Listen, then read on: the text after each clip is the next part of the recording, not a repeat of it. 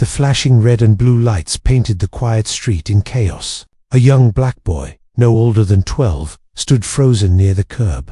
His backpack dropped, and spilling notebooks across the pavement. His hands trembled in the cold night air, while 2 police officers closed in on him, their radios crackling with sharp commands. Across the street, a white woman shouted with all the force her voice could muster. Her finger jabbed at the boy like a weapon. "That's him. I saw him creeping around houses. He doesn't belong here." Her voice carried a mix of rage and triumph, as if she had finally caught something she had been waiting for. The neighbors began to peek through curtains, some stepping out onto porches, murmurs spreading like wildfire. The boy shook his head, tears welling in his eyes. I didn't do anything," he stammered, his voice cracking. "I was just walking home." The woman scoffed. "Don't you lie to me. You were looking through windows. I know what I saw." The officers moved closer. One reached for his cuffs, the metal glinting under the streetlight. The boy took a step back, his breath ragged, fear rising in his chest like a tidal wave. His world spun as the accusations echoed, louder than the sirens. Then dash, footsteps. Strong, steady, unhurried footsteps cut through the chaos. The crowd turned as a figure approached, her presence commanding attention without a word. A tall black woman in plain clothes walked up the sidewalk, her eyes locked on her son. The boy's lips quivered. "Mom," he whispered, relief breaking through his terror.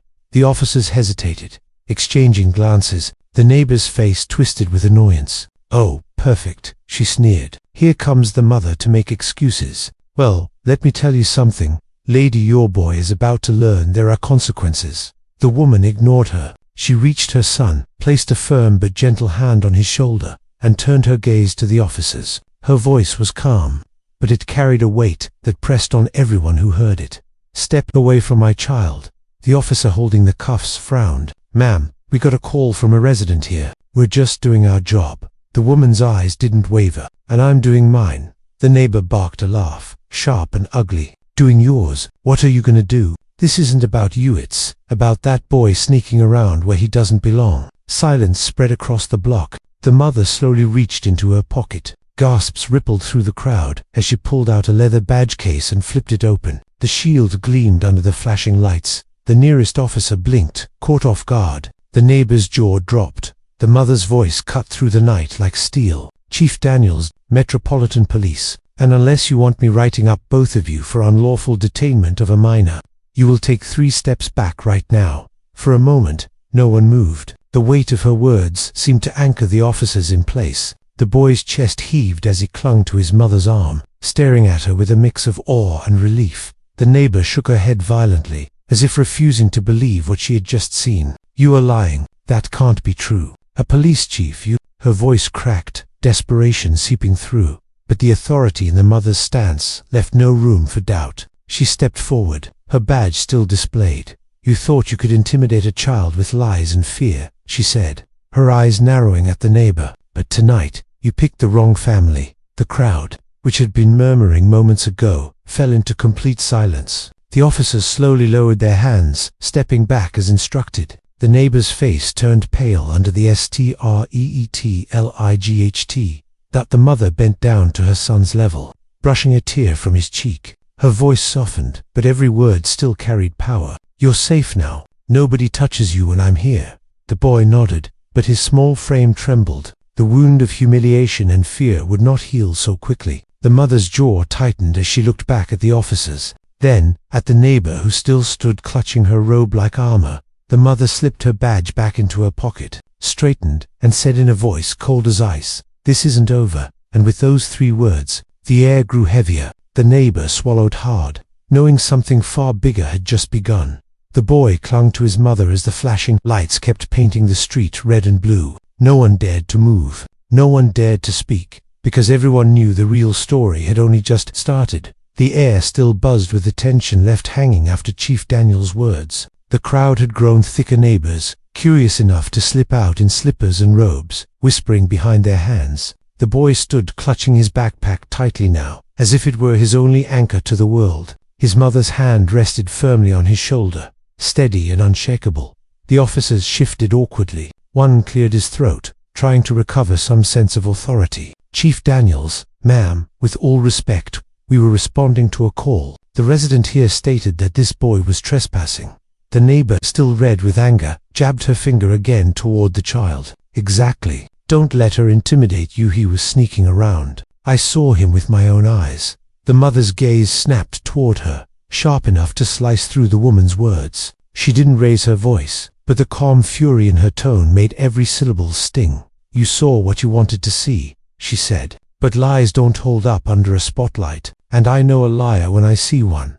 The crowd let out a low murmur. The neighbor's lips twitched, but she pressed on. Don't turn this around on me. Your son was where he shouldn't be. Maybe he was casing houses, maybe worse. She looked around as if seeking approval, her eyes darting nervously when no one stepped forward to back her up. Chief Daniels tilted her head slightly, a small smirk tugging at the corner of her lips. Interesting choice of words. You sound awfully certain, almost as if you've rehearsed this story. The neighbor's eyes widened. Excuse me. The chief stepped closer, her badge now tucked away, but her presence just as commanding. She bent slightly, enough so that her words were delivered only to the neighbor, though the crowd strained to hear.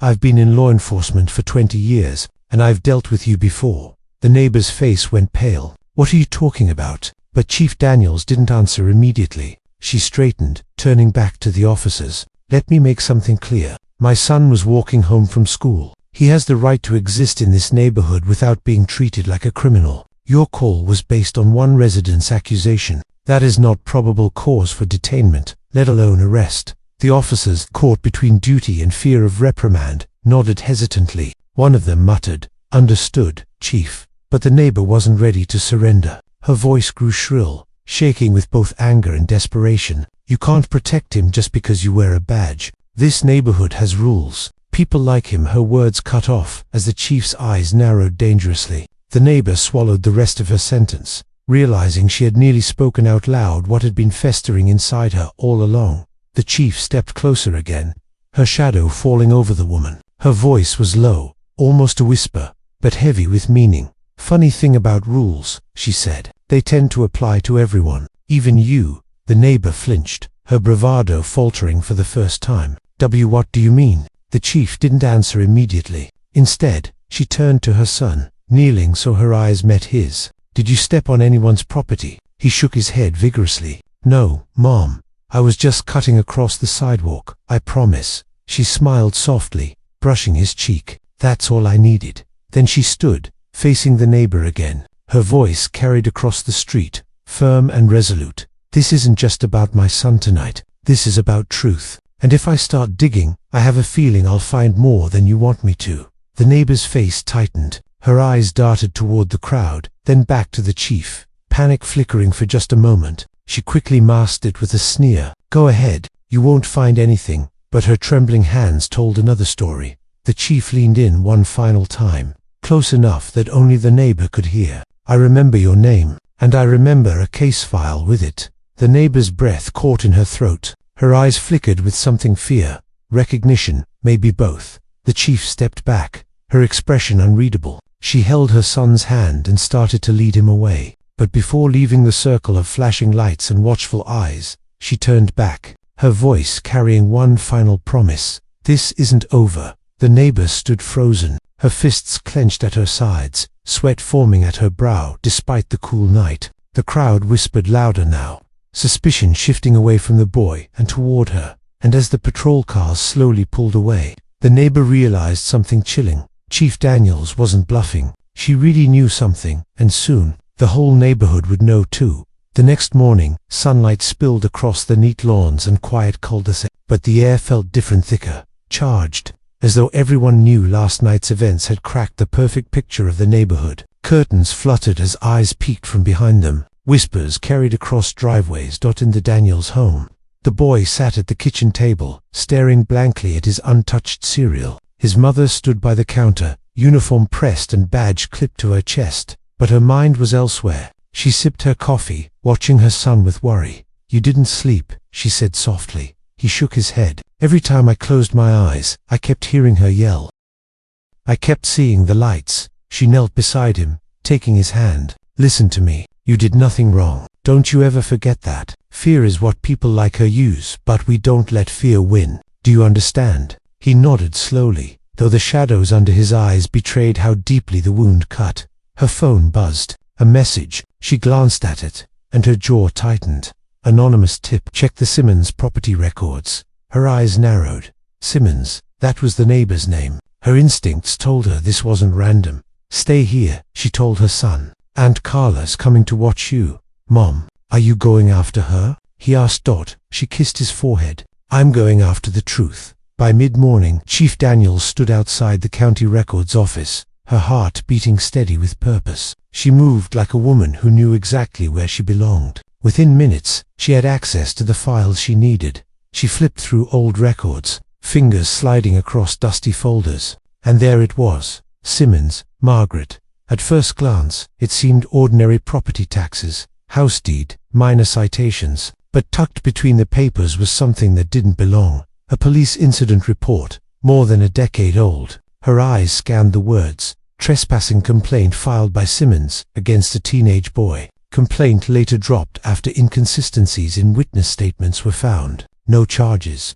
Her breath stilled. She knew this pattern. False reports, targeting young black boys. The same language used every time. Didn't belong. Looked suspicious. But there was more. A second file. 2 years later. Noise disturbance call. Caller, Simmons. Officers arrived, found no evidence. Caller warned for misuse of emergency services. Chief Daniels leaned back in her chair, the pieces falling together. Margaret Simmons had a history, a paper trail of lies disguised as concern. Always pointing at someone else. Always targeting those who couldn't defend themselves. And last night, she had tried it again. That evening, as the sun dipped low and shadows stretched across the street, Chief Daniels walked the block with purpose. Neighbors stood outside, pretending to water lawns or fetch mail, but really waiting to see what she would do.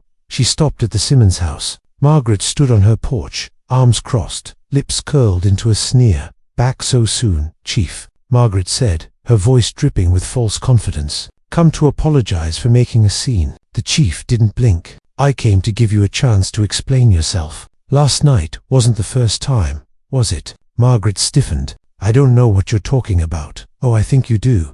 Chief Daniels stepped closer. 10 years ago, you accused a boy of trespassing. The case was dropped because you lied. 2 years later, you called in another false report. And now my son gasps, rippled from the neighbors gathering nearby. Margaret's face flushed crimson. That's ancient history. Those were misunderstandings. The chief's voice cut through her excuses. No, this is a pattern, a dangerous one, and I won't let it continue. Margaret's eyes darted nervously, but she tried to rally. You can't prove anything. Nobody will believe you. They know me here. The chief's lips curved into a cold smile. Then maybe it's time they see you for who you really are.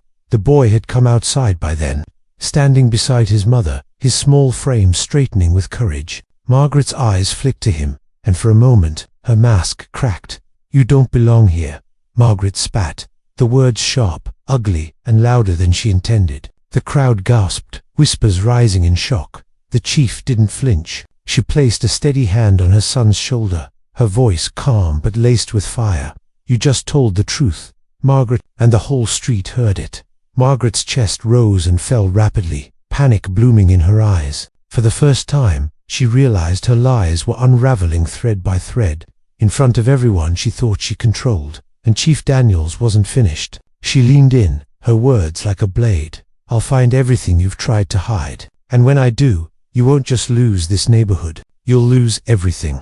Margaret stumbled back, her facade crumbling under the weight of truth. The neighbors stared, the balance of power shifting before their eyes. And as the chief led her son back home, the crowd parted in silence, their whispers chasing Margaret like shadows. For the first time in years, Margaret Simmons was the one being watched.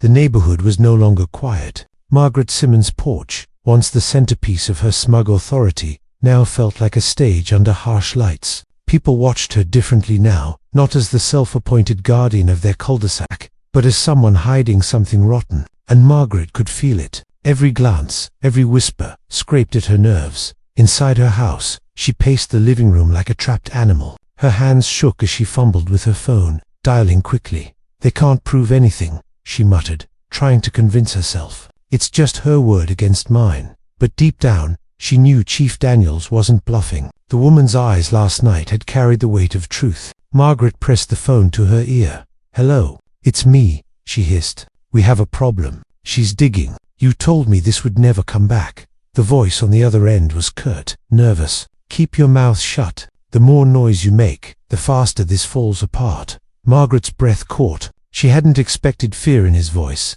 If he was rattled, then maybe the problem was bigger than she thought.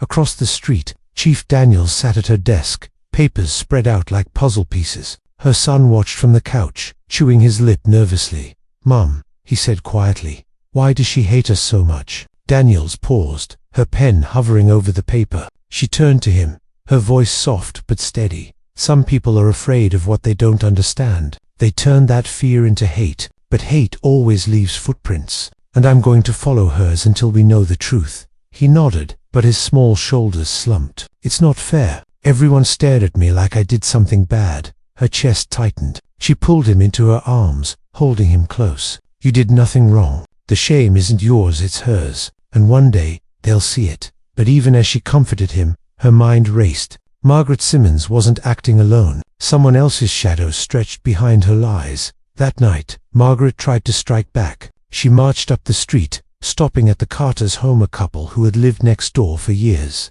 "You saw it, didn't you?" she demanded, her voice sharp and desperate. "That boy was snooping around. Tell people what you saw." Mrs. Carter shifted uncomfortably, glancing at her husband. "Margaret, he was just walking home. We didn't see anything suspicious." Margaret's eyes narrowed. "Don't lie to me. You've complained before about kids cutting through yards. Back me up, or you'll regret it." But Mr. Carter stepped forward, his voice firm. "Enough, Margaret. We're tired of your games. This isn't about rules, it's about you targeting that boy, because of who he is." The words stung worse than any slap. Margaret's face twisted with fury, but the fear behind her eyes gave her away. She stormed off, muttering curses under her breath. What she didn't realize was that neighbors were watching from porches, hearing every word. The walls around her were closing in. Meanwhile, Chief Daniels received a call from one of her officers, a trusted detective. "Chief, you were right. Simmons filed more false reports over the years, 5, maybe 6. Always the same story. Always a young black kid. And get this, her emergency calls were traced to the same number as a man flagged for fraud. Investigations." Daniel's grip on the phone tightened. "Who?" The detective hesitated. "A man named Harris, real estate broker. Looks like he's been helping her cover up debts. Some shady deals, all under the radar." The chief's pulse quickened. This wasn't just prejudice, it was corruption. The next day, the street felt like a battlefield waiting for the first shot. Margaret emerged, her face pale but her chin high. Trying to reclaim control, she shouted across the cul-de-sac at Daniels, her voice cracking with forced bravado. "You can't touch me. I know people. You think a badge makes you untouchable. You'll regret this." The crowd stirred, neighbors whispering, some openly shaking their heads now. Margaret was unraveling in front of them. Daniels stepped forward calmly, her son watching from the steps. She didn't raise her voice. She didn't need to. "Margaret," she said, her tone sharp as glass, "your lies won't protect you anymore. And neither will your friends. I know about Harris." The color drained from Margaret's face. She stumbled back, gripping her porch railing. Gasps rippled through the crowd. "You don't know anything," she whispered. But her trembling betrayed her. Daniels took another step closer, her eyes locked on Margaret's. "Oh, I know enough.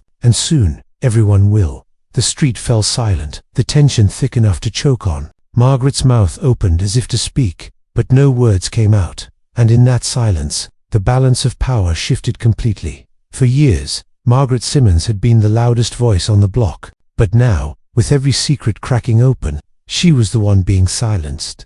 The chief turned back toward her home, her son standing taller than before. But in her gut, she knew this battle wasn't over. Margaret wasn't done fighting, and desperate people did dangerous things. The neighborhood no longer hummed with quiet gossip. It pulsed with tension, every glance at Margaret Simmons filled with suspicion. Yet Margaret refused to crumble. She stormed into her kitchen, slamming the blinds shut. Her phone buzzed again, the name Harris flashing on the screen. She answered in a harsh whisper. "You promised this would never come out. Now she's digging. She knows about you." On the other end, Harris cursed. "I told you to stay quiet." The more you fight her, the more attention you draw. Do you want the whole block knowing about our deals? Margaret's nails dug into her palm. She already knows. She said your name last night. She's going to expose us both. There was a pause, then a dangerous calm in his voice. Then you'd better make her stop. Whatever it takes. Margaret's heart thudded painfully.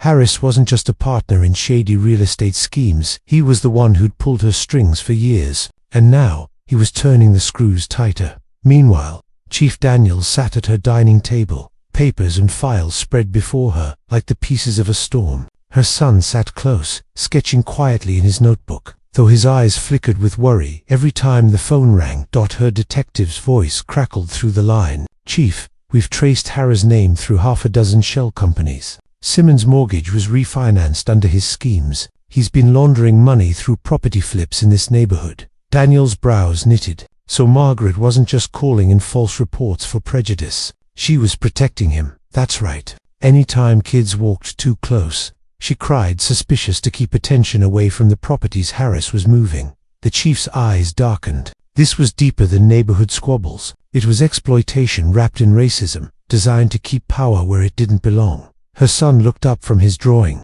Mom, are you going to arrest her? She placed a hand over his. If the truth leads there, yes. But remember, justice isn't just about punishment. It's about setting things right. That evening, the cul-de-sac buzzed like a hive. Margaret had invited a few loyal neighbors into her home, trying to rally support. But even they looked uneasy as she paced the room. She's twisting everything, Margaret insisted, her voice shrill. You know me, I'm only trying to keep our neighborhood safe. But she's making it about race, about politics. She's smearing me. One neighbor, Mr. Green, cleared his throat. Margaret, we've seen the way you've treated kids before. Maybe she's not wrong. Her eyes flashed with betrayal. You're supposed to be on my side. But the cracks were spreading. Even those who once nodded along were shifting in their seats now, questioning what they had accepted for too long. Margaret's world was shrinking, and she knew it. Across the street, Daniels watched the activity from her porch. Her phone buzzed in other anonymous text. She's meeting Harris tonight. Behind the old strip mall, her instinct screamed. This was it, the final link. She couldn't afford to wait. She called her most trusted detective. Meet me at the strip mall in 20.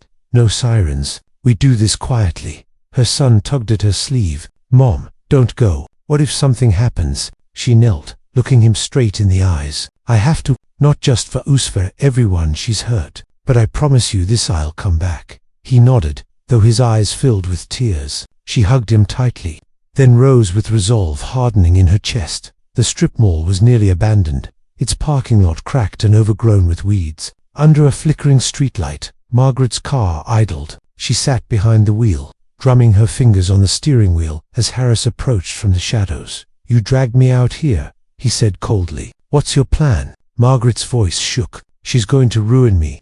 Ruin us. You have to do something. Harris leaned on her window, his eyes sharp as knives. No, you have to fix this. You opened your mouth too much. Now you either silence her, or I cut you loose. Margaret recoiled. Silence her. She's the police chief. That's impossible. Harris smirked. Then maybe it's time to think about what you're willing to lose.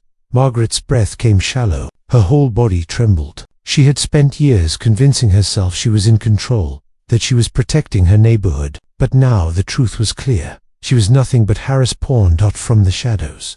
Chief Daniels and her detective watched, every word captured on a recorder. Daniels' heart clenched as she saw Margaret's desperation laid bare. The detective whispered, We've got enough. Want to move in? Daniels shook her head. Not yet. I want Harris to show his hand. Back at the car, Margaret's voice cracked. I can't do this anymore. I won't. Harris slammed his hand against the roof. Then you're finished. You'll take the fall for everything. And when you're rotting in jail, don't forget who put you there. Margaret flinched, tears streaking her face. For the first time, she realized she wasn't just guilty, she was disposable. Daniels stepped out of the shadows then, her badge glinting under the broken light. Her voice carried across the empty lot. No, Margaret, you're not the only one going down tonight. Harris spun, eyes wide. Margaret froze, caught between terror and relief. The detective followed, handcuffs ready. The trap had finally snapped shut. The night air was sharp, the flickering streetlight above, making shadows dance like ghosts across the cracked asphalt.